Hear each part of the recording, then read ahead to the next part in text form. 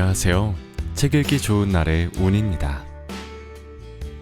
오늘 소개할 책은 전 세계를 뒤흔든 최고의 명강의 12가지 인생의 법칙입니다. 지은이는 조던 피터슨, 옮긴이는 강주원, 발행은 메이븐입니다. 저자 조던 피터슨은 세계 젊은이들이 열광하고 서구 지식사회에서 가장 뜨거운 화제를 몰고 다니는 인물입니다. 이 책은 영미권 최고의 질의응답 사이트인 쿼라에 올라온 질문에 답을 쓰는 저자의 취미에서 시작되었는데요. 인생에서 누구나 알아야 할 가장 소중한 것은 무엇일까라는 질문에 40개의 법칙에 대한 답을 올렸고, 저자가 올렸던 답변 가운데 12개를 추려 3년 동안 집필한 것입니다. 그의 말 중에서 가장 눈에 띄는 것 하나를 꼽으라면 행복을 추가하지 말라는 말입니다. 보통 인생의 의미를 행복이라고 생각한다. 그런데 행복하지 않다면 어떻게 하겠는가? 불행하면 인생의 의미도 사라지는가? 행복은 예측할 수 없고 쉽게 사라진다. 노력한다고 얻을 수 있는 것도 아니다. 그래서 목표로 삼을 수 없다. 행복이 삶의 목적이라면 불행해졌을 때 인생은 바로 실패한 것이 되어버린다. 그는 인생의 절대적인 진리 중 하나는 인생은 고통이라는 것입니다. 인간은 결국 언젠가 병들어 죽는다. 지금 아무리 행복한 시절을 지나고 있다고 해도 머지않아 소중한 사람들이 하나둘씩 내 곁을 떠나갈 테고, 나 역시 병들고 약해지고 죽음을 맞이하게 된다. 이를 피할 수 없는 사람은 아무도 없다. 그렇기 때문에 인생은 본질적으로 비극적일 수밖에 없다. 이를 외면했을 때 인생의 비극 앞에서 무너지기 쉽다. 따라서 행복보다는 인생의 의미를 찾고 그에 따라 사는데 목표를 둬야 한다고 말합니다. 피터슨에 따르면 인생의 의미는 혼돈과 질서의 경계선에 있다. 둘 사이의 조화로운 경계를 찾아야 한다. 그래서 최악의 시기를 지나고 있을 때에라도 망가지거나 쓰러지지 않고 견딜 수 있다 라고 말하고 있습니다. 제가 구입한 책은 30만 부 기념 리커버 에디션 한정판인데요. 500쪽이 넘는 방대한 분량이고, 피터슨의 12가지 법칙 모두 우리에게 도움이 되는 글들이 수록되어 있습니다.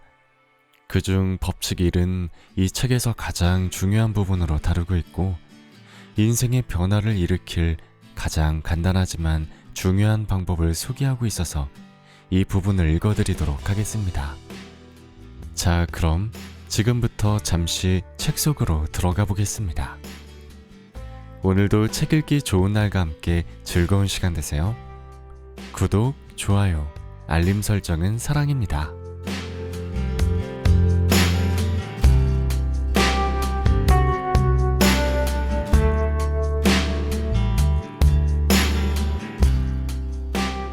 법칙 1. 어깨를 펴고 똑바로 서라. 법칙 2. 당신 자신을 도와줘야 할 사람처럼 대하라. 법칙 3. 당신에게 최고의 모습을 기대하는 사람만 만나라. 법칙 4. 당신을 다른 사람과 비교하지 말고 오직 어제의 당신하고만 비교하라. 법칙 5. 아이를 제대로 키우고 싶다면 처벌을 망설이거나 피하지 말라. 법칙 6. 세상을 탓하기 전에 방부터 정리하라. 법칙 7. 쉬운 길이 아니라 의미 있는 길을 선택하라. 법칙 8. 언제나 진실만을 말하라.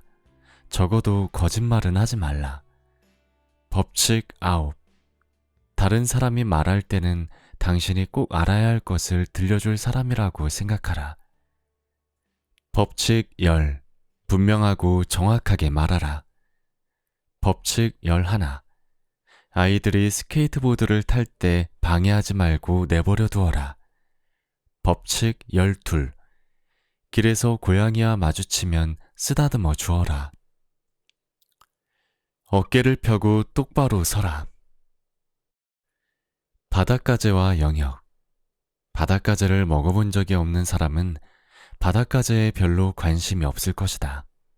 하지만 바닷가재는 특유의 향긋한 맛만큼이나 연구해 볼 만한 가치가 있는 흥미로운 갑각류 동물이다.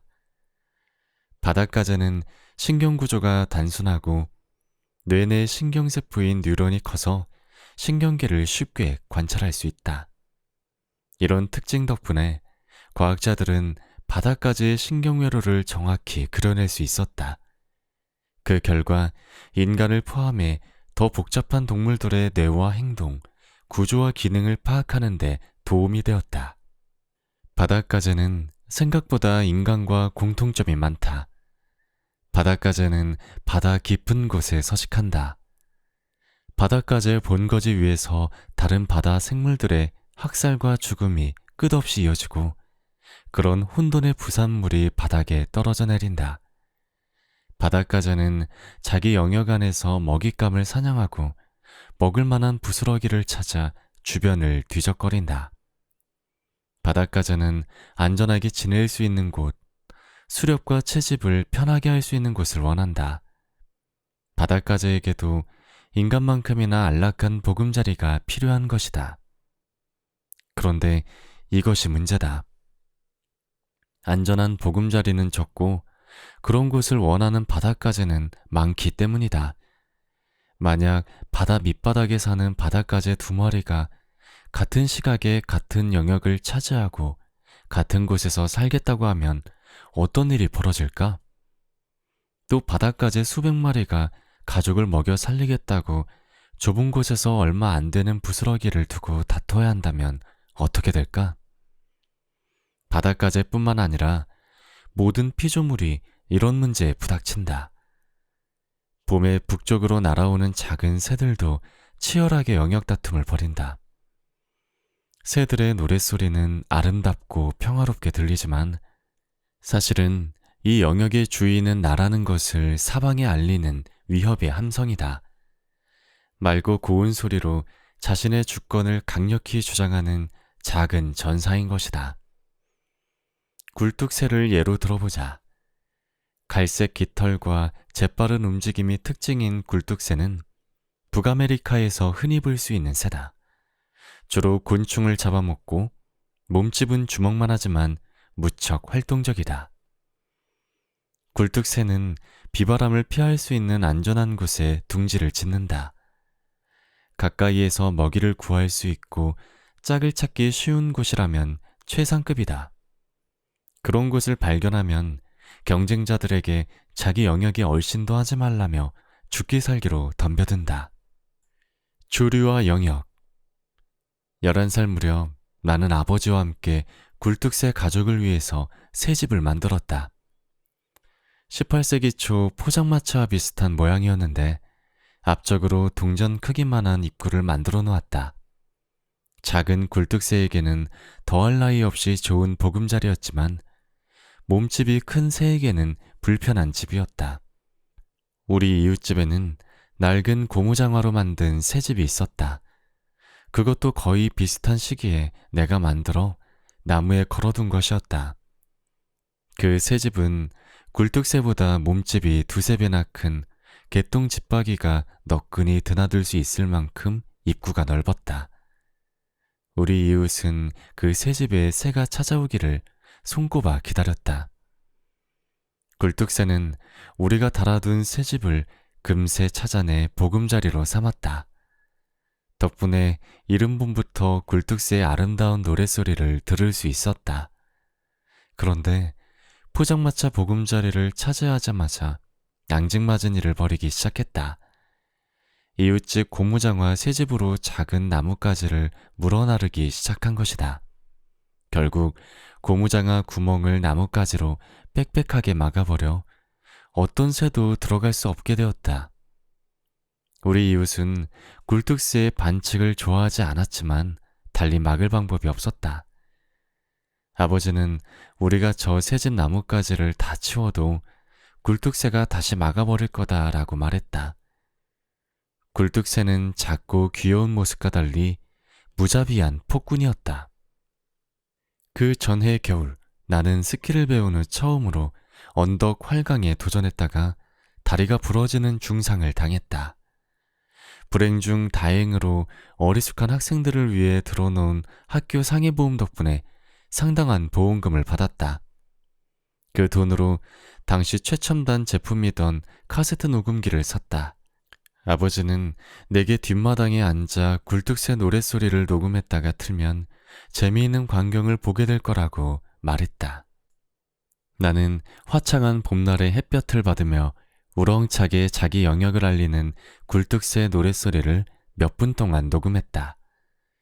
그러고 나서 녹음된 소리를 재생하자 굴뚝새는 녹음기 근처를 빠르게 오락가락 하더니 나와 녹음기를 폭격기처럼 공격하기 시작했다. 참새의 3분의 1에 불과한 작은 몸집이지만 기세만큼은 독수리나 다를 바 없었다. 굳이 녹음기를 틀지 않아도 굴뚝새의 그런 행동은 자주 목격됐다. 자기 집 근처 나무에 앉아 쉬는 새가 보이면 여지없이 폭격기처럼 공격했다. 몸집이 더 큰 새들에게도 겁없이 달려들었다. 굴뚝새와 바닷가재는 전혀 다르다.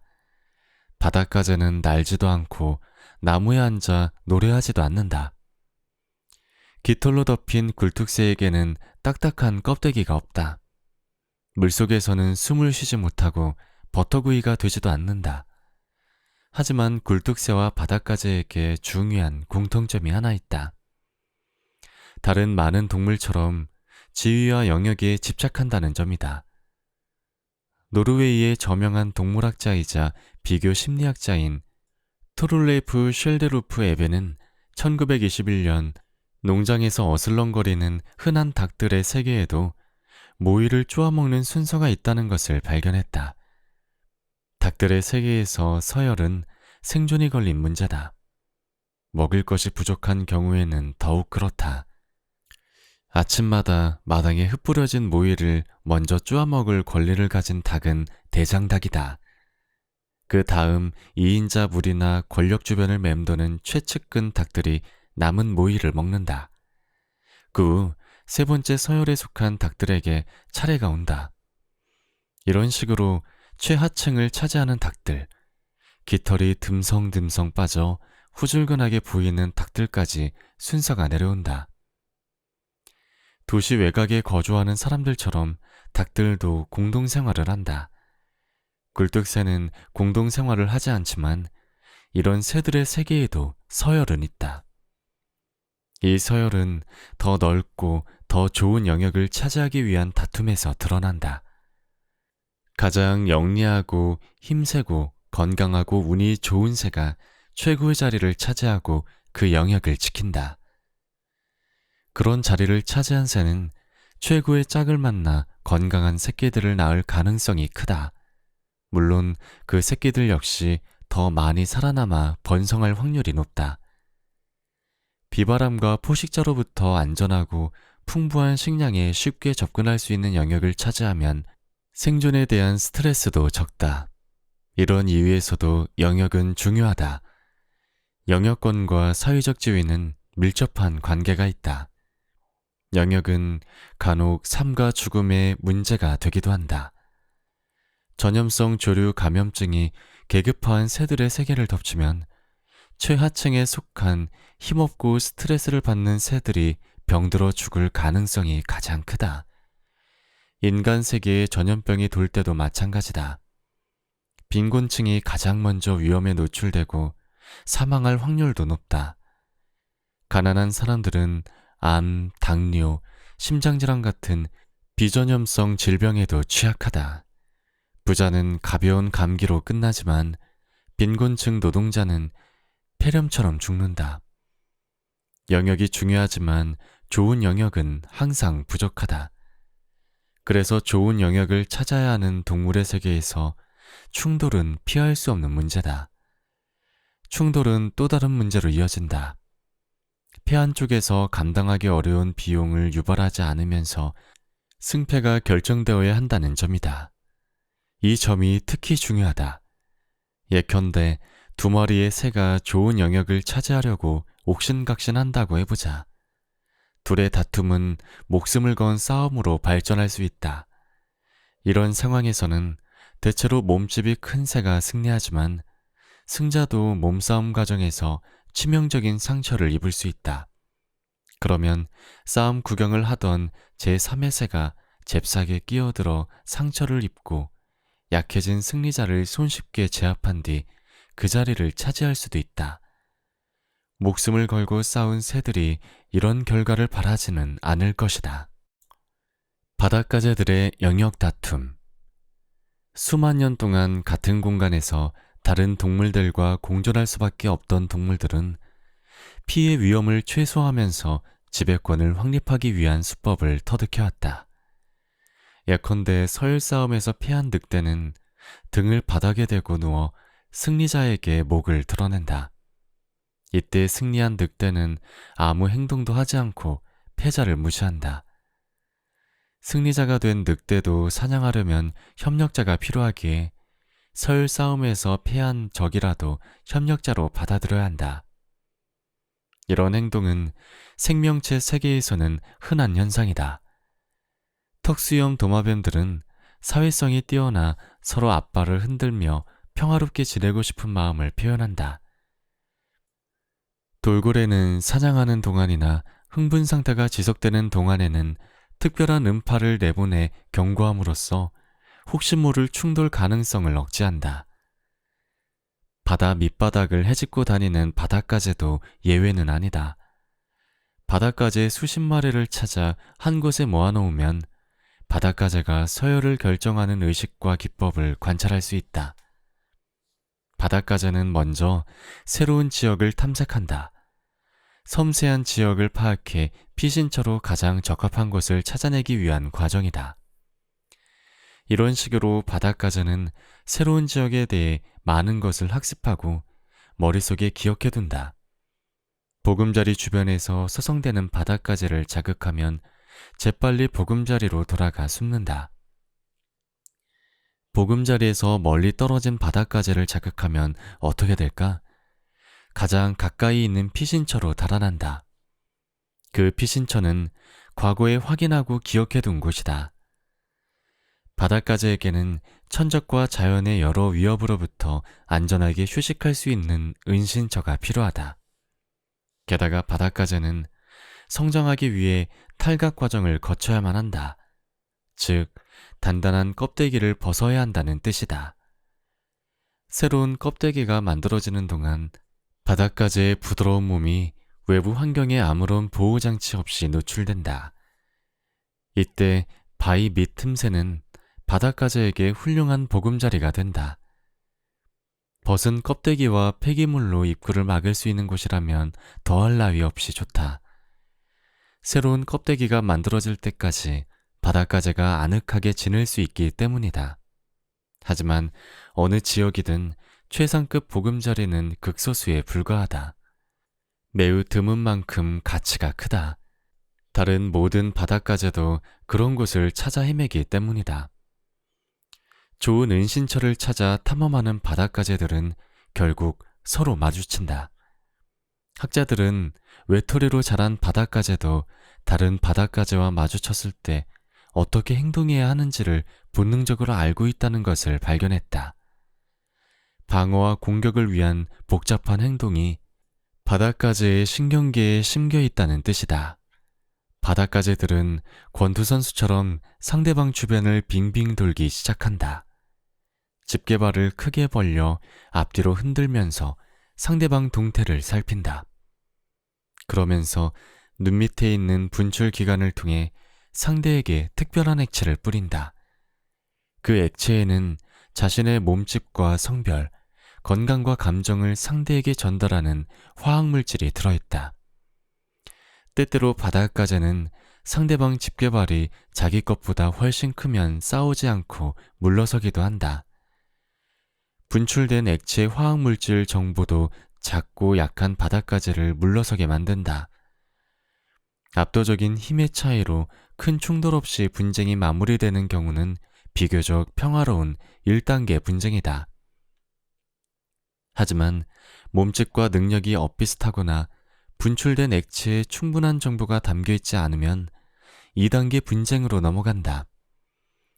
한 녀석이 더듬이를 미친 듯이 휘젓고 집게발을 아래로 접으며 다가서면 상대는 잠시 뒤로 물러선다. 하지만 곧바로 앞으로 나아가며 반격을 시도하면 이번에는 선공을 날린 녀석이 뒤로 물러선다. 이런 실랑이를 서너 차례 반복하다가 둘 중 더 겁많은 녀석이 꼬리를 휙 돌려 뒷걸음질로 자리를 뜬다. 도망친 녀석은 좀 더 약한 상대를 만나기를 바라며 다른 곳에서 행운을 시험한다. 만약 어느 쪽도 물러서지 않고 팽팽하게 대치할 경우 3단계 분쟁으로 넘어간다. 이번엔 진짜 전투가 벌어진다. 3단계 분쟁에서는 바닷가재들이 격분하여 포악하게 상대를 향해 격진한다. 집게발을 쭉 뻗고 전투를 시작하면서 상대를 뒤집으려고 시도한다. 뒤집힌 바닷가재는 자칫하면 치명적인 타격을 입을 수 있다는 생각에 대체로 싸움을 포기하고 전쟁터를 떠난다. 어느 쪽도 상대를 뒤집지 못하거나 뒤집힌 녀석이 싸움을 포기하지 않으면 바닷가재의 충돌은 4단계 분쟁으로 넘어간다. 이 단계는 무척 위험하므로 함부로 시작할 만한 단계가 아니다. 적어도 한 녀석은 어쩌면 두 녀석 모두 치명적인 상처를 입을 가능성이 크다. 두 바닷가재는 빠른 속도로 서로에게 접근한다. 집게발을 크게 벌리고 상대 다리나 더듬이 혹은 눈자루같이 튀어나온 부분이나 약한 부분을 움켜잡으려 한다. 상대방을 움켜잡는 데 성공하면 잽싸게 뒤로 물러서며 집게발로 그 기관을 뜯어내려 한다. 분쟁이 이 단계에 이르면 승자와 패자가 명확히 갈린다. 패자는 거의 살아남을 수 없다. 특히 패자가 승자 영역에서 빠져나오지 못하면 처절한 응징을 당하고 만다. 싸움에서 패배한 바닷가재는 더 싸우려 들지 않는다. 싸우는 동안 보여준 패기 넘치는 공격성은 사라지고 다른 적은 물론 예전에 이겨본 적하고도 싸우려 하지 않는다. 패배한 경쟁자는 자신감을 완전히 잃는다. 그런 상태가 며칠씩 지속되기도 한다. 특히 영역을 지배하던 바닷가재가 패배하면 그 바닷가재의 뇌 구조는 완전히 해체되어 약자에 적합한 새로운 뇌가 만들어진다. 영역 지배자 시절의 뇌는 약자로 전락한 후의 상황을 감당할 수 없다. 따라서 실질적으로 완전한 해체와 재형성 과정을 거쳐야 한다. 사랑을 잃거나 직장 혹은 사업에서 큰 실패를 겪은 후 고통스러운 변화를 경험한 사람이라면 영역의 지배자에서 패배자로 추락한 바닷가재의 상황을 이해할 수 있을 것이다.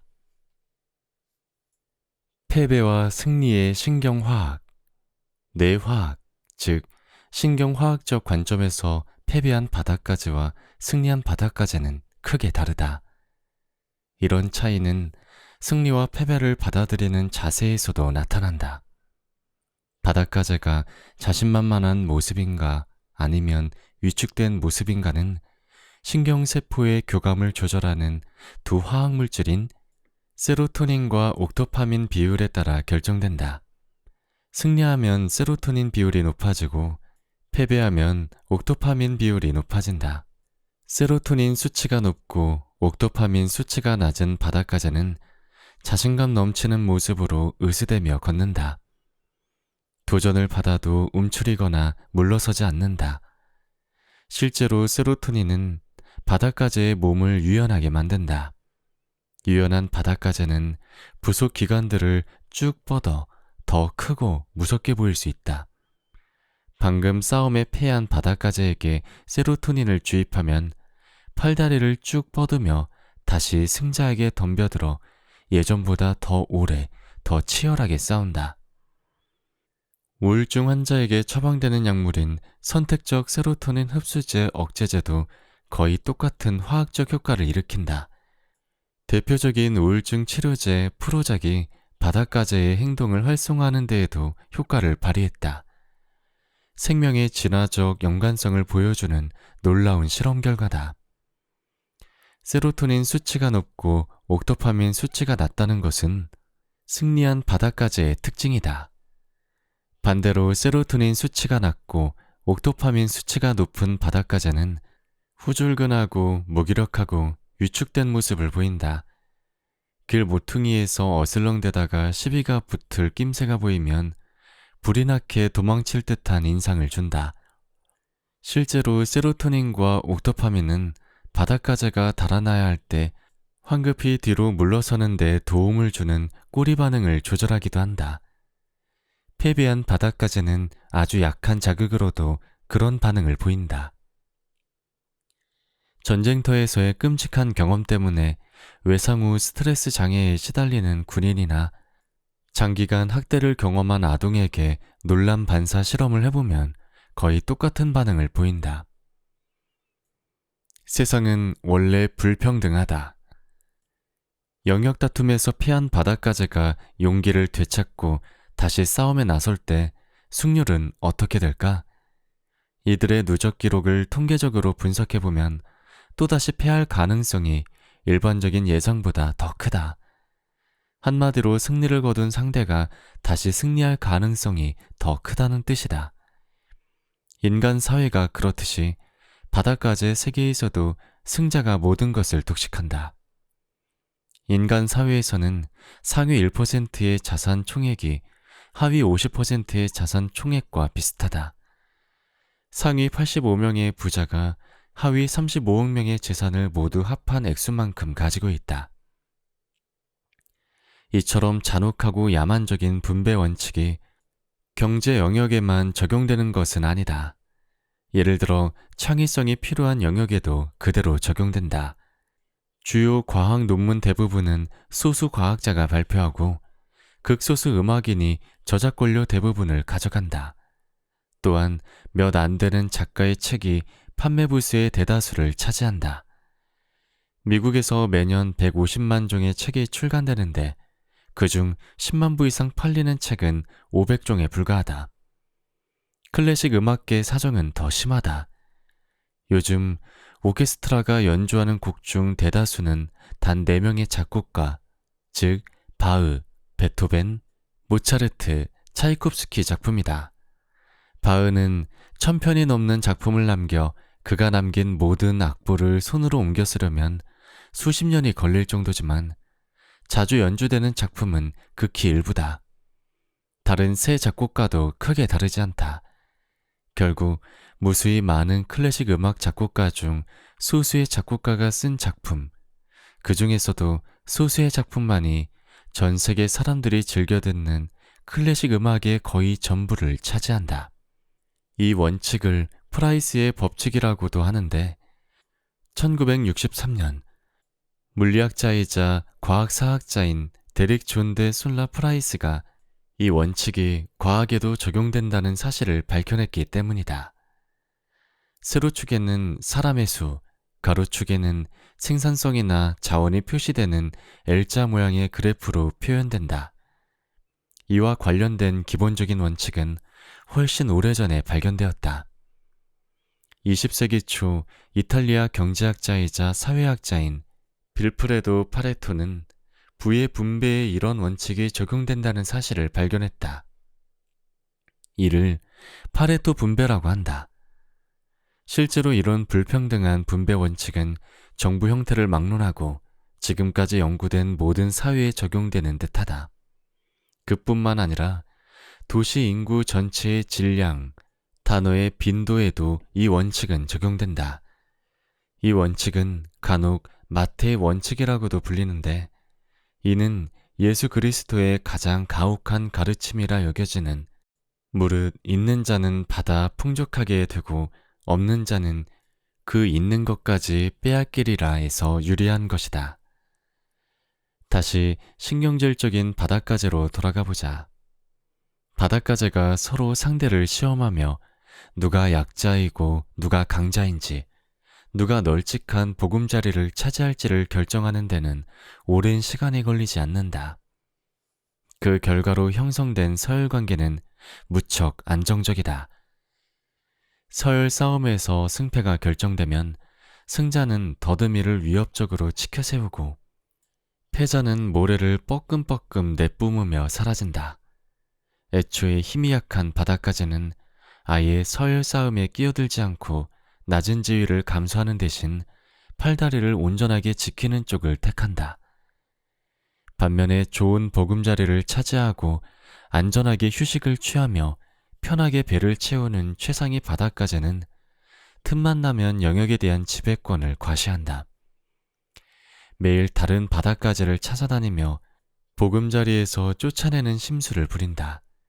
그럼으로써 자신이 대장이라는 사실을 확인시켜준다. 모든 암컷을 독차지하는 우두머리 수컷. 암컷 바닷가재도 산란과 양육 기간에는 치열하게 영역 다툼을 한다. 하지만 그 전에 가장 강한 수컷을 찾아야 한다. 암컷 바닷가재는 우두머리 수컷을 한눈에 알아보고 본능적으로 그 수컷에게 구애 작전을 펼친다.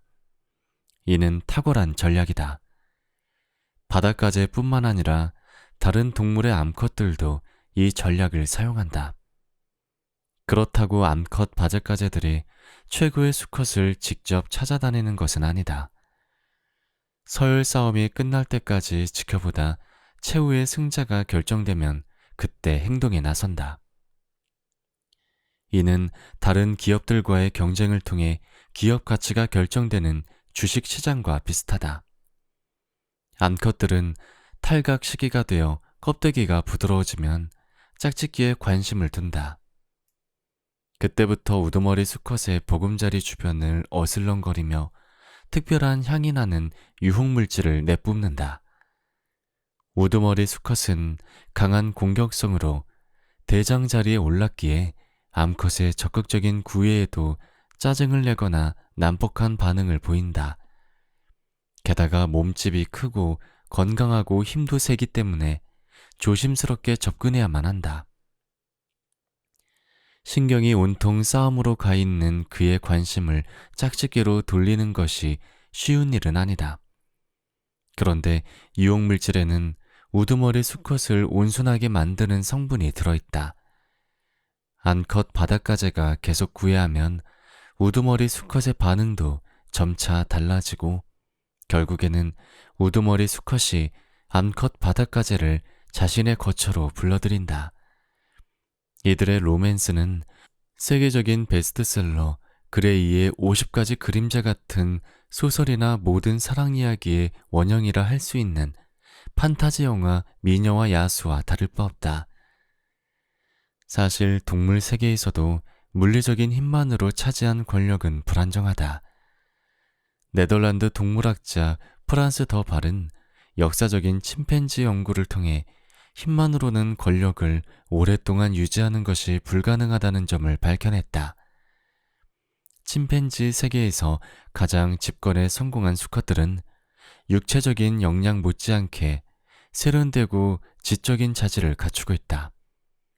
아무리 강력한 우두머리라도 웬만한 수컷 두 놈이 힘을 합치면 각자가 가진 힘의 4분의 3만으로도 무너뜨릴 수 있다. 그래서 정상에 오랫동안 머무는 수컷은 낮은 지위에 있는 수컷들과도 좋은 관계를 유지하며 도움을 주고받는다. 또한 집단 내의 암컷과 새끼들을 세심하게 배려하는 특징이 있다. 아기들에게 입을 맞추는 정치인들의 제스처는 그야말로 수백만 년의 전통을 자랑하는 수법이다. 하지만 바닷가재는 여전히 원시적이기 때문에 이런 기술이 필요 없다. 바닷가재 이야기가 도대체 인생 법칙과 무슨 상관이 있을까? 뭔가 인간 사회와 비슷한 느낌이 있다는 것 말고도 꽤 밀접한 관계가 있다. 첫째는 바닷가재가 이런저런 모습으로 3억 5천만 년 넘게 이 땅에서 살고 있다는 사실이다. 3억 5천만 년은 정말 긴 시간이다. 예를 들어 공룡은 6,500만 년 전 멸종될 때까지 약 2억 년을 살았다. 지구에 등장한 지 30만 년밖에 되지 않은 인간에게 공룡이 살던 2억 년의 시간은 짐작할 수 없는 시간이다. 하지만 이렇게 오래 산 공룡도 바닷가재에게는 한때 반짝했다가 사라진 뜨내기에 불과하다. 아직 나무가 있지도 않던 3억 년 전 생명체의 뇌와 신경계는 아주 단순했다. 바닷가재는 지금도 그때의 신경계와 크게 다르지 않다. 그런데 그 단순한 뇌와 신경계에서도 사회적 지위와 계급에 대한 정보를 처리하는 신경화학이 작동하고 있었고 지금까지 이어지고 있다. 이는 다시 말해 서열 구조가 생명체의 생존과 적응에 필수적이었다는 뜻이다. 이 점이 이 글의 핵심이라 할 만큼 중요한 부분이다. 마침내 사랑에 빠진 야수 앞에서 암컷 바닷가재는 껍데기를 벗고 가장 약한 상태가 된다. 그래야만 짝짓기를 할 수 있기 때문이다. 어느 순간이 되면 난폭하던 수컷도 다정한 연인이 되어 암컷을 향해 정액을 쏟아낸다. 이들은 암컷 바닷가재 껍데기가 다시 단단해질 때까지 열흘에서 보름 정도를 함께 지낸다. 이 모든 일을 치룬 후 암컷은 수정란을 잔뜩 품고 느긋한 발걸음으로 자신의 원래 보금자리로 돌아간다. 그러면 주변에 있던 또 다른 암컷이 우두머리 수컷을 유혹하기 시작하고 똑같은 과정이 되풀이된다. 우두머리 수컷은 최고의 사냥터를 독점하다시피 하고 가장 안전한 보금자리를 차지할 뿐만 아니라 위풍당당한 모습으로 모든 암컷의 구애를 받는다. 수컷 바닷가재가 성공해야 할 이유는 분명해진다. 자연에 대한 몇 가지 오해. 진화는 보수적이다 라는 말은 생물학계에서 진리로 통한다. 진화는 자연이 이미 만들어낸 것을 기초로 이루어진다는 뜻이다. 새로운 특징이 더해지고 과거의 특성이 조금 변할 수는 있지만 대부분은 변하지 않고 그대로 남아있다. 박쥐의 날개와 인간의 손, 고래의 지느러미는 골격 구조가 놀라울 정도로 비슷하다. 심지어 뼈의 수까지 똑같다. 진화는 아주 오래전에 이미 생리학의 기초를 완성해 놓은 것이다. 진화는 대체로 변이와 자연 선택을 통해 이루어진다. 변이는 유전자 조합과 무작위적 돌연변이 등 여러 원인으로 발생한다. 그래서 같은 종이라도 개체가 각기 다르다. 자연은 오랜 기간에 걸쳐 여러 개체 중 생존과 번식에 유리한 개체를 선택한다. 자연 선택설은 영겁의 시간 동안 생명체에게 일어난 연속적인 변형을 설명하는 것처럼 보인다. 그런데 가장 기본적인 개념에 대한 의문이 든다. 자연 선택에서 자연은 정확히 무엇을 뜻하는 걸까? 또 동물들이 적응한다는 환경의 정확한 의미는 무엇일까? 자연과 환경에 대한 다양한 가정이 있지만 가정은 검증을 거쳐야 한다. 마크 트웨인 말처럼 우리가 뭘 몰라서 곤경에 빠지는 것이 아니라 확실히 알고 있다면 곤경에 빠지지 않으리라는 착각 때문에 곤경에 빠지는 것이다. 우선 자연을 어떤 본성을 지닌 것, 즉 정적인 것으로 가정해 볼 수 있다. 하지만 자연은 정적이지 않다. 깊이 생각하지 않아도 알 수 있는 사실이다. 자연은 정적인 동시에 역동적이다. 환경, 즉 선택하는 자연도 변한다. 도교의 핵심 개념인 음양은 이런 관계를 훌륭하게 도식화했다. 도교에서 존재는 음과 양이라는 대립하는 두 원리로 이루어진다. 음과 양은 서양어로 여성성과 남성성 혹은 암컷과 수컷으로 번역된다. 그런데 정확히는 혼돈과 질서를 의미한다. 도교의 상징은 머리와 꼬리가 맞물린 두 마리 뱀을 감싸고 있는 원이다. 혼돈을 뜻하는 검은 뱀의 머리에는 흰 점이 있고 질서를 뜻하는 흰 뱀의 머리에는 검은 점이 있다. 그렇게 표현된 이유는 혼돈과 질서가 언제나 나란히 존재하고 서로 교체될 수 있기 때문이다. 확정된 것은 아무것도 없고 따라서 변하지 않는 것도 없다. 태양의 순환조차 일정하지 않다. 혁명적 변화가 있으면 필연적으로 새로운 질서가 형성된다. 모든 죽음은 곧 형태의 변화를 의미한다. 자연이 정적이라는 생각은 심각한 오류를 낳는다. 자연 선택이라고 할 때 선택이라는 용어에는 적응성이란 개념이 포함되어 있다. 한마디로 선택된 것은 적응성이다. 적응성은 어떤 유기체가 자손을 남길 확률을 뜻한다. 자손을 남기면 시간의 흐름에 따라 유기체의 유전자가 자연스럽게 전파된다. 따라서 적응성에서 적응은 환경의 요구에 유기체의 자질을 맞춘다는 뜻이다. 환경의 요구를 정적인 개념으로 파악하면 자연이 변하지 않고 늘 같은 모습으로 있다고 생각하는 것이다. 그러면 진화는 어떤 목표 지점을 향해 일직선으로 나아가는 발전이 되고 적응은 시간의 흐름에 따라 더욱더 완벽해지는 현상이 된다. 진화가 특정한 목표 지점을 향해 나아가는 것이라고 주장하며 인간을 진화의 정점에 둔 정의학 진화설은 자연을 정적인 것으로 생각하는 이론의 부산물이다.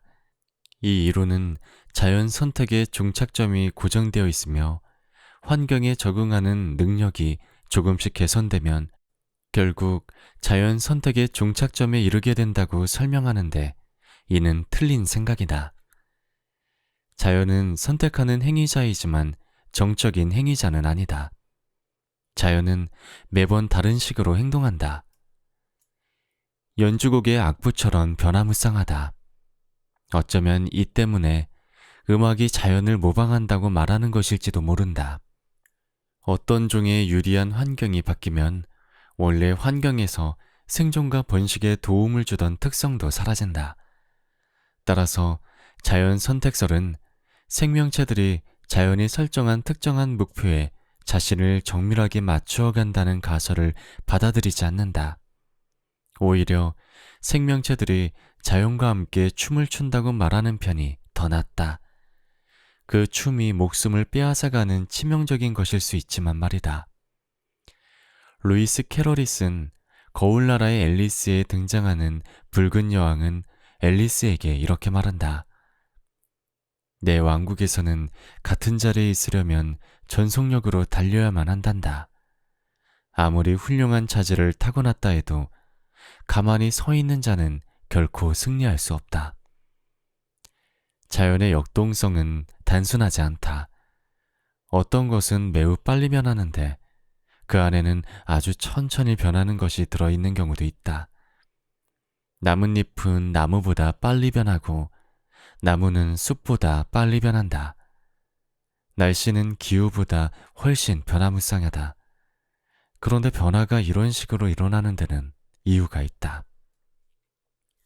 진화는 자연이 이미 만들어 놓은 것을 기초로 이루어진다는 진화의 보수성을 기억하는가? 예를 들어 팔의 형태가 팔뼈의 길이와 동시에 변한다거나 손의 형태가 손가락 기능과 동시에 변한다고 생각해보라.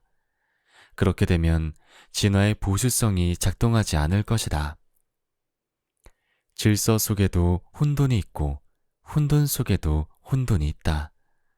완벽해 보이는 질서 안에도 혼돈은 있다. 가장 강력한 질서는 가장 변하지 않는 질서일 것이다.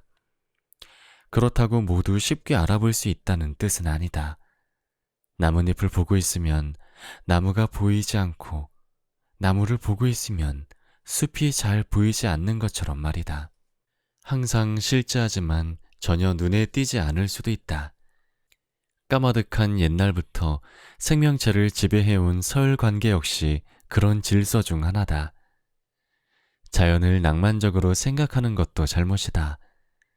콘크리트 건물에 둘러싸여 부족함 없이 지내는 현대 도시인은 프랑스 인상주의 화가들의 풍경화에 등장하는 자연을 오염되지 않은 낙원이라 상상한다.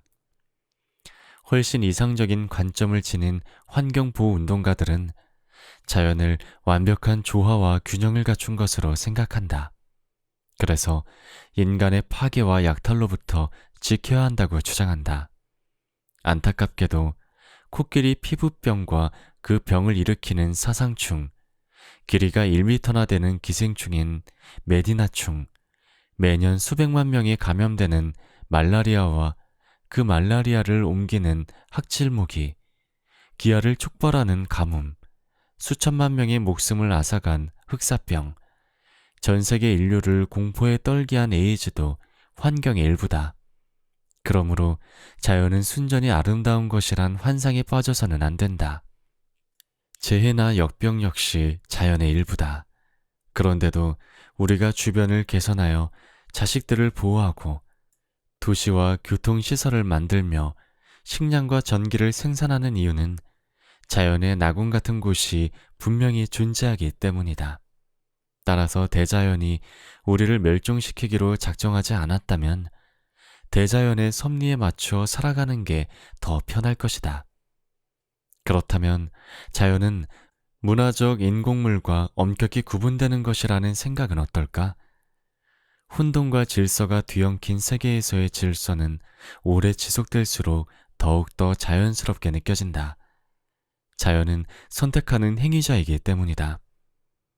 그리고 어떤 특성이 오래 지속된다는 의미는 그것이 오랜 시간 선택을 받아오고 생명체의 중요한 구성요소가 되었다는 뜻이다. 그 특성이 물리적인지 생물학적인지 아니면 사회적이고 문화적인지는 중요하지 않다. 다윈주의 관점에서 가장 중요한 것은 영속성이다. 그런데 서열 구조를 사회적 특성이나 문화적 특성으로 보는 것은 적절하지 않다. 어림잡아 5억 년 동안 존재해온 생명체의 특징이기 때문이다. 그 정도 시간이라면 영원히 존재하는 것으로 보는 것이 옳다. 서열 구조는 자본주의도 아니고 공산주의도 아니다. 군산 복합체도 아니고 가부장제도 아니다. 이런 것들은 우연적이고 임의적인 문화적 인공물이며 언제든 변할 수 있고 사라질 수 있다. 하지만 서열 구조는 인간이 만든 것이 아니다. 자연이 만들어낸 영속적인 특성에 가깝다. 서열의 변화는 일시적인 현상이지만 그렇다고 서열 구조 자체가 사라지는 것은 아니다. 생명의 탄생 이후 우리는 아득히 먼 옛날부터 서열 구조 속에서 살아왔다. 피부와 손, 폐와 뼈를 갖기 전부터 서열을 두고 싸웠다. 서열 구조는 문화보다 자연에 더 가깝다. 지구에 나무가 등장하기 전에도 서열 구조는 있었다. 따라서 서열 구조 내에서 자신의 위치를 파악하는 뇌의 영역은 아주 오래전에 생성된 뇌에서 가장 원초적인 부분이다. 뇌는 인간의 지각과 가치, 정서와 생각, 행동을 조절하고 의식과 무의식의 모든 면을 지배한다. 그래서 패배나 실패를 경험한 인간은 서열 싸움에서 진 바닥까지와 비슷하게 행동한다. 어깨가 처지고 고개를 숙인 채 걷는다. 자신감을 잃고 의기소침해지며 마음이 약해지고 불안함을 느낀다. 상황이 나아지지 않으면 만성적인 우울증으로 발전하기도 한다. 이렇게 활기없고 소극적인 태도 때문에 강자들의 먹잇감으로 전락하기 쉽다. 인간과 바다까지는 행동과 경험에서만 유사한 게 아니다. 기본적인 신경화학도 여러 부분에서 똑같다. 바다까지의 자세와 공격성에 영향을 미치는 신경화학 물질 세로토닌부터 살펴보자. 서열이 낮은 바다까지의 세로토닌 수치는 비교적 낮은 편이다. 서열이 낮은 인간 역시 그렇다. 세로토닌 수치는 패배할 때마다 더 낮아진다. 세로토닌 수치가 낮다는 것은 자신감이 없다는 뜻이고 스트레스에 더 많이 노출된다는 뜻이다. 육체적으로도 더 힘들다. 서열 구조가 낮을수록 수시로 뜻하지 않은 사건에 휘말리기 때문이다. 당연히 그런 사건은 대부분 좋지 않은 일이다. 인간이나 갑각류나 세로토닌 수치가 낮으면 행복감이 떨어지고 고통과 불안이 증가하며 질병에 걸릴 위험도 커지고 오래 살 확률이 낮다. 서열구조 상위 집단은 세로토닌 수치가 높고 질병과 고통을 겪을 확률이 낮으며 수명도 길다. 절대 소득이나 음식물 섭취량 등 다른 변수가 같아도 서열과 세로토닌 수치에 따라 양상은 다르게 나타난다. 따라서 서열 구조의 중요성은 절대적이다. 지위에 따른 차이.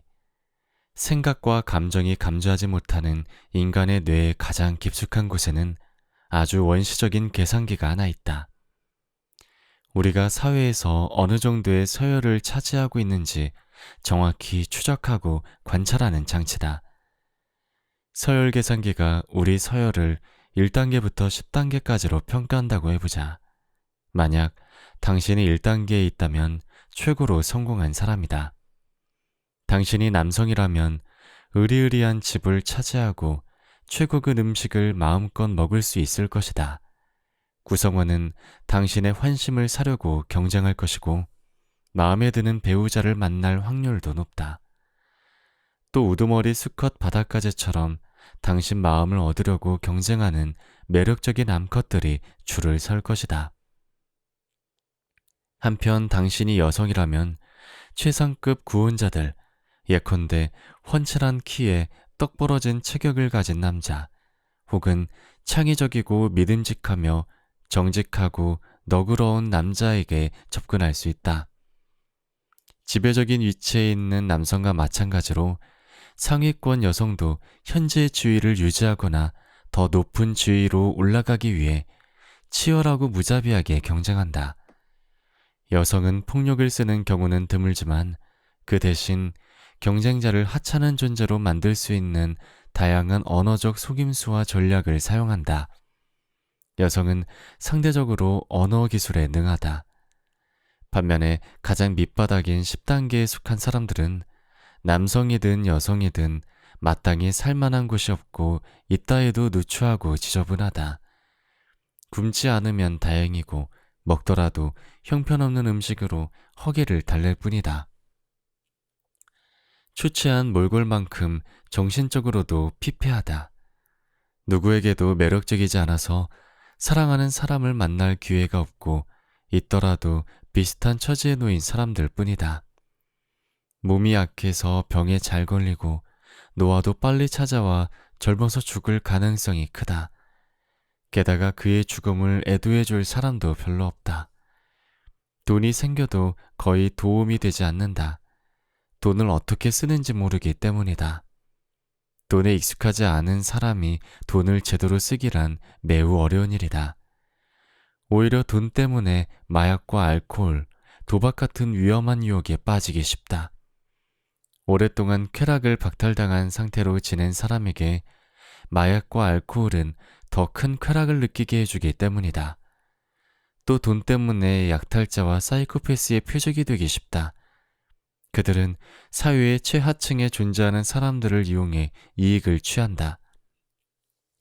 서열구조 최하층은 무섭고도 위험한 곳이다. 뇌에서 사회적 위치를 평가하는 기능을 담당하는 부분은 자신이 다른 사람들에게 어떤 대우를 받는지 관찰한다. 그렇게 수집한 증거를 근거로 뇌는 우리에게 가치를 결정하고 우리에게 지위를 부여한다. 동료들이 우리를 별 볼 일 없는 사람으로 여기면 세로토닌 분비가 줄어든다. 그러면 부정적인 감정을 일으키는 사건이나 환경에 신체적으로나 심리적으로 더욱 강하게 반응한다. 이런 상황에서는 빠른 대응이 필요하다. 최하층에서는 비상사태가 자주 일어난다. 따라서 어떤 상황에서든 생존할 준비가 되어 있어야 한다. 육체적으로 민감하게 반응하고 항상 경계심을 유지하면 정신적 에너지와 체력이 빠르게 소모된다. 여기에서 말하는 민감한 반응은 흔히 스트레스라고 일컬어지는 것이다. 이는 심리적인 현상만을 뜻하는 것이 아니라 부정적인 상황에서 비롯되는 제약에 대한 반사작용을 의미하기도 한다. 최하층에 속한 사람의 뇌는 아주 사소한 사건도 최악의 사태로 이어질 수 있다고 가정한다. 게다가 주변에 좋은 친구가 별로 없어 모든 것을 혼자서 처리해야 한다. 따라서 최하층에 속한 사람은 언제 일어날지 모를 뜻밖의 사태에 대비해야 하고 그것에 즉각적으로 반응하기 위해 미래를 위해 남겨둬야 할 에너지까지 쓰게 된다. 무슨 일이 일어날지 모르는 상황에서는 되도록 모든 것을 할 준비가 되어 있어야 한다. 자동차에 앉아 가속 페달과 브레이크 페달을 동시에 힘껏 누르고 있는 상황과 다를 바 없다. 지나치면 모든 것이 망가지는 법이다. 따라서 이런 비상사태가 닥치면 뇌는 면역 체계까지 가동을 중지시키고 미래를 위해 남겨둬야 할 에너지와 자원을 끌어다 쓰면서 현재의 위기를 모면하려 할 것이다. 이럴 때 사람은 충동적으로 행동하게 된다. 예컨대 오래가지 않을 거라는 사실을 알면서도 이성의 유혹에 잘 넘어가거나 수준 낮고 지저분하며 심지어 불법적인 쾌락에 선뜻 달려들 가능성이 크다. 쾌락의 기회가 드물기에 그런 기회가 생기면 일단 저지르고 본다. 그렇게 인생을 허무하게 낭비하고 심지어 일찍 죽을 확률도 높아진다. 결국 비상사태에 대비해야 하는 환경은 인생 전체를 파멸의 길로 이끈다. 그러나 당신이 높은 지위에 있다면 뇌 속의 계산기는 보금자리가 안전하고 편안하며 먹을 것도 많다는 것을 안다. 주변에 당신을 도와줄 능력 있는 사람이 많다는 것 역시 계산에 포함된다. 또한 당신에게 피해를 줄 사건이 일어날 확률이 낮으므로 웬만한 일은 대수롭지 않게 넘어간다. 변화를 위협이 아닌 기회로 여긴다. 세로토닌이 다량으로 분비된 덕분에 자신감 넘치고 차분한 모습을 보이며 허리를 곧게 펴고 당당한 자세를 취한다. 불안한 경계에 눈길을 거두고 여유롭게 행동한다. 현재 위치가 안전할수록 미래도 밝을 가능성이 크다. 따라서 장기적인 관점에서 생각하고 더 나은 내일을 위한 계획에 집중한다. 좋은 기회가 많으므로 눈앞의 작은 이익을 위해 충동적으로 행동하지 않는다. 더 큰 만족을 위해 작은 만족을 참을 수도 있다. 신뢰할 수 있고 사려 깊은 시민으로 인정받을 수 있다. 뇌는 어떻게 망가지는가? 그런데 때때로 뇌의 계산기가 제대로 작동하지 않을 수 있다. 수면과 식사가 불규칙할 때 계산 기능이 장애를 일으키는 경우가 많다. 불확실한 상황을 만나면 계산기가 혼란에 빠진다. 몸은 무수히 많은 부분이 연결되어 있어서 완벽하게 준비된 오케스트라처럼 유기적으로 작동해야 한다. 모든 부분이 각자의 역할을 제때 제대로 해내야 한다. 그렇지 않으면 소음과 혼란이 발생한다. 규칙적인 활동이 필요한 것도 이 때문이다. 우리가 매일 반복하는 일상적인 행위는 자동화되어야 한다. 안정되고 신뢰할 만한 습관으로 자리 잡혀야 한다는 뜻이다. 그래야 일상적인 행위에서 복잡성이 줄어들어 단순해지고 예측 가능성이 커진다. 이런 현상은 어린아이의 모습에서 분명히 확인할 수 있다. 식사와 수면을 일정한 시간에 하는 아이는 즐겁고 신나게 행동하지만 수면과 식사 시간이 들쑥날쑥한 아이는 불평하고 짜증내는 경우가 잦다. 그래서 내가 내담자를 만나 가장 먼저 하는 질문은 수면에 대한 것이다. 일반적으로 사람들이 잠을 깨는 시간에 일어나는지, 매일 비슷한 시간에 잠을 자는지 묻는다. 그렇지 않다라고 대답하면 같은 시간에 일어나는 습관부터 들이라고 충고한다. 매일 밤 같은 시간에 잠자리에 드는 것은 덜 중요하다. 하지만 같은 시간에 잠을 깨는 습관은 필요하다. 일상이 규칙적이지 않으면 불안증과 우울증도 잘 치료되지 않는다. 부정적인 감정을 조절하는 시스템은 적절히 반복되는 하루의 생체 리듬과 밀접한 관계가 있다. 두 번째로 아침을 챙겨 먹는지 묻는다. 나는 내담자에게 잠을 깨면 최대한 빨리 아침을 먹으라고 말한다. 지방과 단백질이 풍부한 식단이 좋다. 단순 탄수화물이나 당분이 많은 음식은 흡수가 빨라 혈당이 급격히 높아졌다가 뚝 떨어지기 때문에 멀리하는 편이 좋다. 특히 불안증과 우울증이 있는 사람은 기본적인 스트레스 지수가 높다. 공복 상태에서 복잡한 일이나 신체 활동을 하면 인슐린이 과도하게 분비된다. 인슐린은 혈당을 일정하게 유지해주는 호르몬으로 혈류 속에 인슐린이 증가하면 혈당을 완전히 빨아들인다. 그러면 저혈당 상태에 빠지면서 정신 생리학적으로 불안정한 상태가 된다. 그런 상태가 온종일 지속된다. 이런 시스템 오작동은 잠을 자기 전까지는 정상으로 돌아오지 않는다. 나는 불안증에 시달리는 내담자가 일정한 수면 스케줄을 지키고 아침을 먹는 것만으로도 정상 범주에 돌아오는 경우를 많이 봤다. 다른 나쁜 습관도 뇌 속 계산기의 정확성을 떨어뜨릴 수 있다. 생물학적으로 완전히 밝혀지지 않은 원인 때문에 뇌 속 계산기가 망가질 때도 있다. 나쁜 습관 때문에 복잡한 양성 순환고리가 작동하면서 계산기 기능이 떨어지기도 한다. 양성 순환고리는 마이크, 앰프, 스피커처럼 기본적으로 입력 탐지기, 증폭기, 출력 장치로 구성된다. 어떤 신호가 입력 탐지기에 포착되어 증폭기로 인해 확대된 형태로 전달된다고 상상해보자. 여기까지는 특별히 문제가 없다. 그런데 입력 탐지기가 이미 확대된 출력을 다시 탐지해서 증폭기로 보내고 증폭기가 그것을 다시 증폭하고 출력기가 전달하게 되면 문제가 생긴다. 이런 식으로 증폭이 무한 반복되면 상황이 통제할 수 없는 지경으로 악화하기 때문이다. 공연장 스피커에서 귀청이 찢어질 만큼 큰 소음이 나서 깜짝 놀란 경험이 대부분 있을 것이다. 이것이 바로 양성 순환고리가 만들어낸 현상이다. 마이크가 소리를 앰프에 전달하고 스피커가 그 소리를 내보낸다.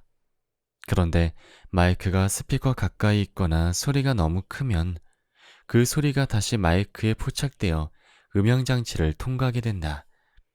그러면 소리가 과도하게 증폭되고 그런 상황이 계속되면 견디기 어려울 정도의 큰 소리가 나서 자칫하면 스피커가 망가질 수 있다. 인간의 삶에서도 이처럼 파괴적인 순환작용이 빈번하게 일어난다. 이런 현상은 보통 정신질환으로 분류되지만 꼭 정신적인 문제와 관련이 있는 것은 아니다. 정신적인 것과는 전혀 상관없는 상황에서 일어나는 경우도 많다.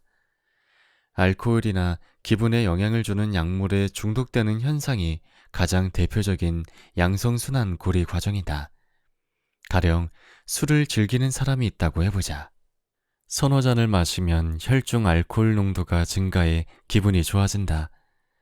특히 알코올을 의존증에 대한 유전적 요인이 있는 사람이라면 더 크게 영향을 받는다. 문제는 기분 좋은 상태가 혈중 알코올 농도가 상승하는 동안에만 유지된다는 점이다. 그래서 좋은 기분을 유지하려면 술을 계속 마셔야 한다. 알코올 섭취가 중단되면 혈중 알코올 농도가 떨어지기 시작한다. 몸에 들어온 알코올은 분해 과정에서 다양한 독성 물질로 변한다. 또한 알코올 금단 증산도 시작된다. 술을 마시는 동안 억눌리던 불안한 기분이 술 기운이 떨어지면 더 크게 느껴지기 때문이다. 숙취도 일종의 알코올 금단 증상이다. 금단 증상은 음주를 중단한 직후부터 시작된다. 훈훈한 기분을 유지하고 불쾌한 후유증을 피하고 싶다면 집에 있는 술병을 다 비울 때까지 혹은 술집이 문을 닫고 돈이 바닥날 때까지 술을 계속 마시면 된다. 술을 퍼마신 다음 날 지독한 숙취가 밀려온다. 이 정도에서 끝난다면 그나마 다행이다. 아침에 술을 몇 잔 더 마시면 숙취가 치유된다는 걸 알면 그때부터 진짜 문제가 시작된다. 물론 이런 식의 치유는 일시적으로 금단 증상을 약간 뒤로 미루는 것일 뿐이다. 숙취의 고통이 견디기 힘들 정도라면 단기적으로 쓸 수는 있다. 여하튼 어떤 사람이 과음한 다음 날 서너 잔을 다시 마셔 숙취를 치유한다면 그는 이미 알코올 의존증 환자다. 양성순환고리가 고착되면 약이 오히려 질병의 원인이 되는 경우가 많다. 알코올 의존증도 이런 조건에서, 즉 양성순환고리가 활성화한 상황에서 쉽게 나타날 수 있다. 광장공포증 같은 불안장애에 시달리는 사람들에게도 비슷한 현상이 나타난다. 광장공포증 환자는 외출을 두려워한다. 광장공포증도 양성순환고리의 결과물이다. 광장공포증의 가장 큰 요인은 공황 발작이다. 광장공포증은 타인에게 의존하는 삶을 살아온 중년 여성에게 특히 많이 나타나는 증상이다. 그들은 대체로 아버지에게 전적으로 의존하는 삶을 살다가 곧바로 권위주의적 성향의 연상 남편이나 남자친구에게 의존하는 관계로 넘어간 경우가 많다.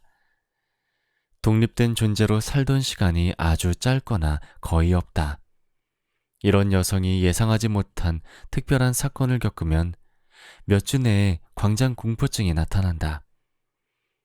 예상하지 못한 사건의 가장 흔한 예는 심장박동수가 급격히 올라가는 등 갑작스러운 신체적 변화다. 폐경기 여성들에게서 특히 자주 일어나는데 심리적인 반응에 영향을 미치는 호르몬의 균형이 깨지는 시기이기 때문이다. 심장박동수가 급격히 달라지면 심장마비에 대한 걱정과 공개적인 장소에서 괴로워하는 모습을 보이는 것에 대한 걱정이 동시에 생긴다. 죽음과 사회적 굴욕은 인간이 느끼는 가장 기본적인 공포다. 특별한 사건의 다른 예로는 결혼 생활의 불화나 배우자의 질병 혹은 죽음이 있다. 또 친한 친구의 이혼이나 입원이 원인이 되기도 한다. 이런 사건들은 대체로 죽음과 사회적 평가에 대한 두려움을 크게 키운다. 만약 예상하지 못한 사건으로 충격을 받았지만 아직 광장공포증이 발현되지 않은 어떤 여인이 쇼핑센터에 갔다고 해보자. 주차장에 빈자리가 없어 주차하기가 쉽지 않다.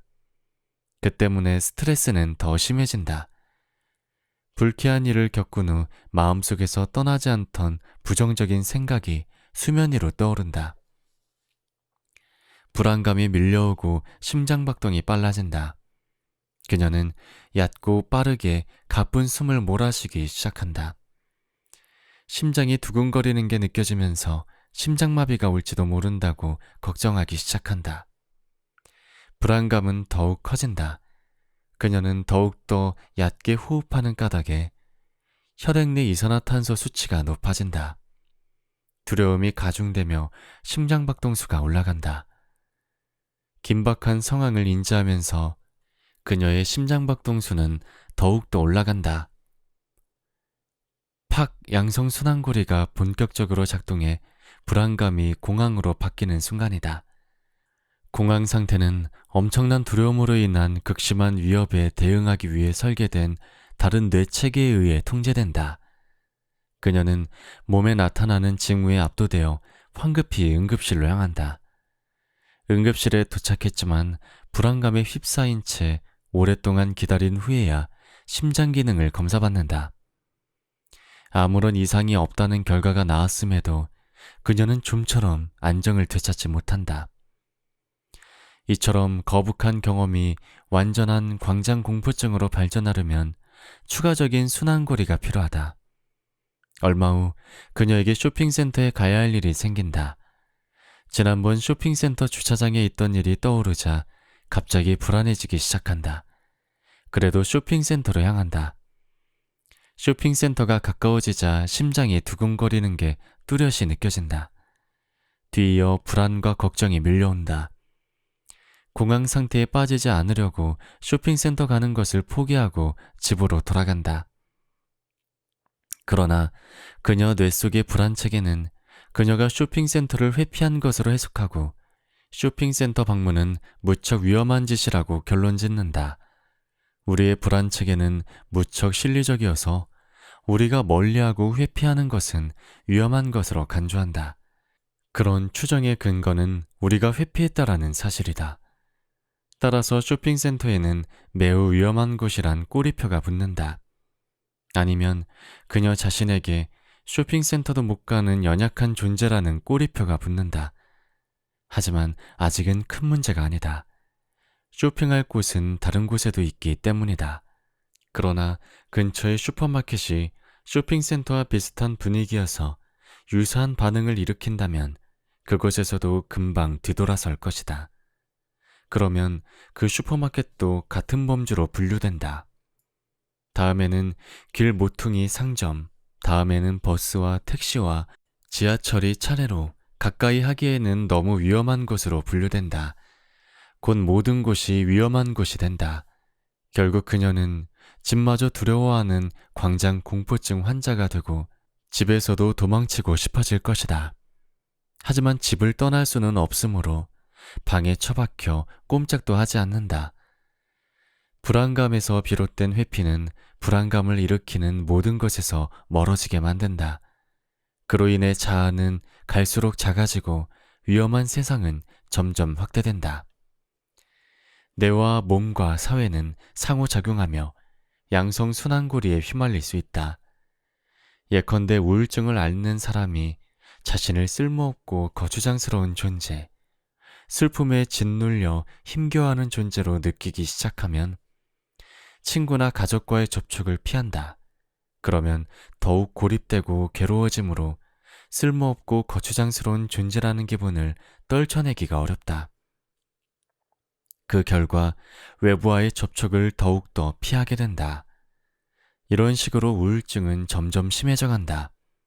매우 깊은 정신적 상처, 즉 정신적 외상을 겪었다면 그 상처가 축소되고 줄어들기보다는 더 크고 깊은 상처로 발전할 가능성이 크다. 유년기와 청소년기에 잔혹하게 학대받은 경험이 있는 사람들에게서 자주 확인되는 현상이다. 그들은 불안해지면 쉽게 냉정을 잃는다. 또한 도전과 반발로 오해받을지도 모른다는 걱정에 고개를 푹 숙이고 상대와 눈을 마주치지 않으려 한다. 학대에서 비롯된 상처는 학대가 끝난 후에도 지속될 수 있다. 어렸을 때 괴롭힘을 당한 사람이 자라서 큰 성공을 거두어 상당히 높은 지위에 올랐다고 해보자. 하지만 그는 성공의 기쁨을 제대로 누리지 못한다. 과거 암울한 현실에 적응하는 데 필요하던 생리적 반응이 이제는 역효과를 내기 때문이다. 그들은 습관적으로 자신을 나약한 사람으로 간주한다. 그로 인해 불필요하게 스트레스와 불안감에 시달린다. 방어적인 자세가 몸에 배어 어른들 세계에서도 따돌림과 괴롭힘의 대상이 되기 쉽다. 이 시기의 가해자들은 대체로 일반적인 기준에서 성공하지 못한 사람들이다. 과거의 학대가 남긴 심리적 상처 때문에 성인이 된 후에도 학대받을 가능성이 큰 것이다. 하지만 상식적으로 생각할 때 그들이 학대당할 이유는 없다. 다양한 교육과 경험을 통해 지적으로 성숙해졌고 예전에 살던 곳에 살지 않으며 객관적인 지위도 향상되었기 때문이다.